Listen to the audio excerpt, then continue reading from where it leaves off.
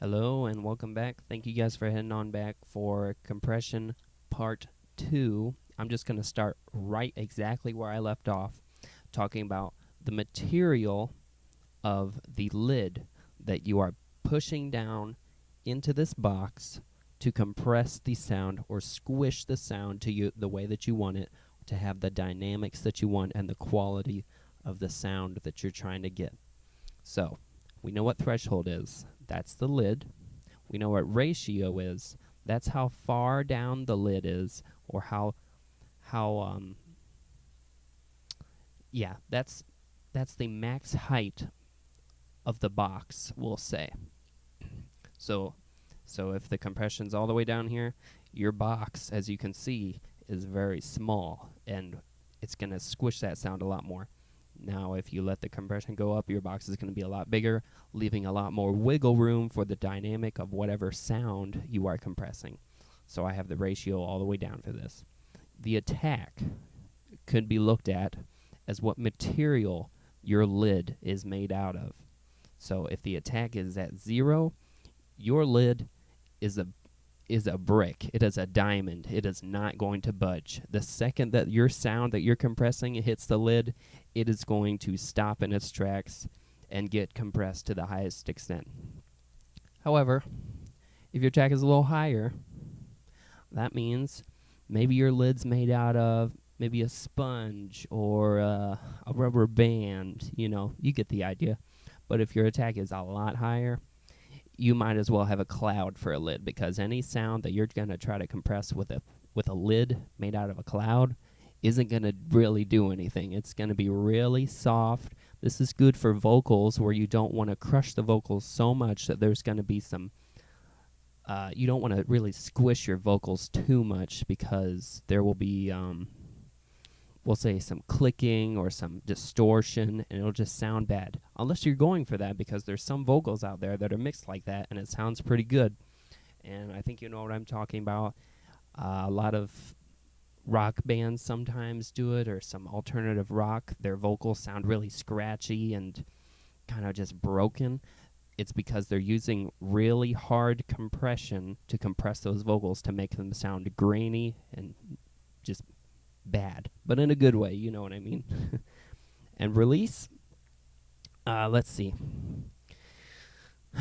Release is, okay, so your sound gets compressed by your box, and the lid's all the way down, and the material of your lid, we'll say, is a brick. What release is after your sound has been compressed, how long does the lid wait to let back on the sound being compressed? So, this one's a little hard to explain. So if you compress, here, let me see if I can show you a really nice example. Bring in all the tracks, go get my compressor, and we're going to compress it. We're going to do a medium-sized box. Oops, not knee. Knee is very similar to ratio. In fact, I almost never use knee, but if you look, you can kind of tell what it does just by looking at this visual representation. If your knee,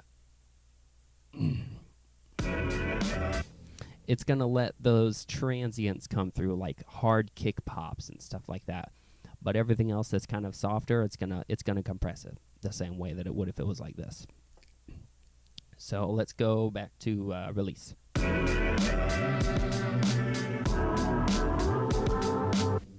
now we're gonna listen to it when there's barely any. All right, release is similar to attack, the material of your lid, but release is you releasing the lid from the sound after it's been compressed.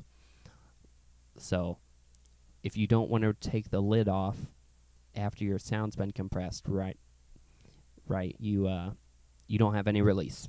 There's no release. Your box is solid once again. So after your sound has been compressed, keyword being after, the lid will either pop right off if you have no release, or it'll stay strong and the lid will not budge also if your release is down here. I hope that makes sense. Release is one of the harder ones to explain because I've already explained so much with the box, like how big is the box and how short the lid is, how much room is in the box, and then how strong the lid is with the attack. And this is the lid being pulled off after the sound's been compressed, if at all. If you don't want the lid to be pulled off, you keep the release at 0. Otherwise, experiment. Just listen around. So, we're going to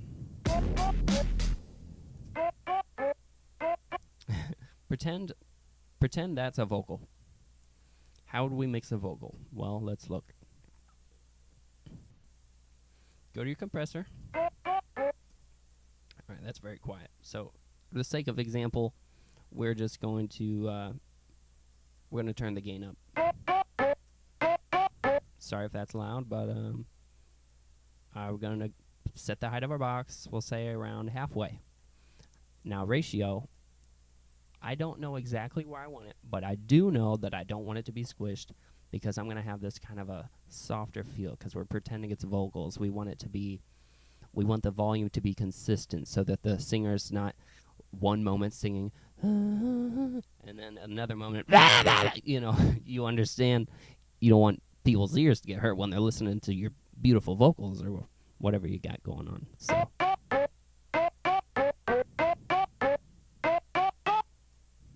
Do I have it in my mind? There we go. So, first of all, I'm going to set it really low so that it's really compressing it. Then I'm going to slowly ramp the ratio up.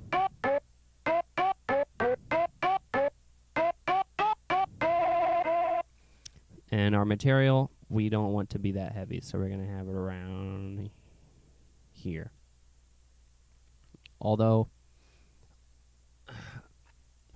with your lid material, if you have it as a brick, those transients aren't going to come through as well.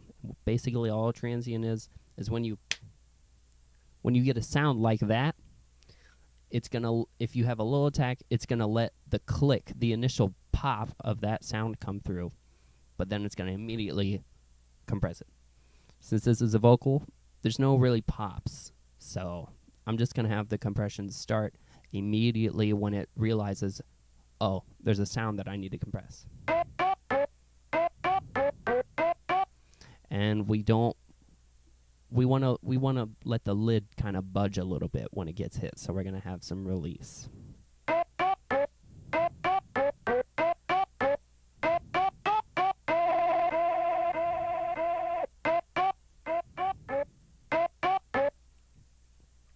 So as you can see, the vocals are going to be really smooth in volume as opposed to what we did have, which there was some little, it's a very minuscule amount.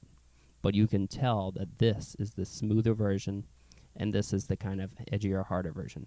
This is a very small example, and I wish I had better vocals to show you guys with this, but that's what we're going to have to work with right now, because I don't really do that many vocal songs. So that's how you can use compression for not only your entire master, but for a single instrument as well. Now, a limiter is different. I have 1 minute to explain this. A limiter is different from a compressor.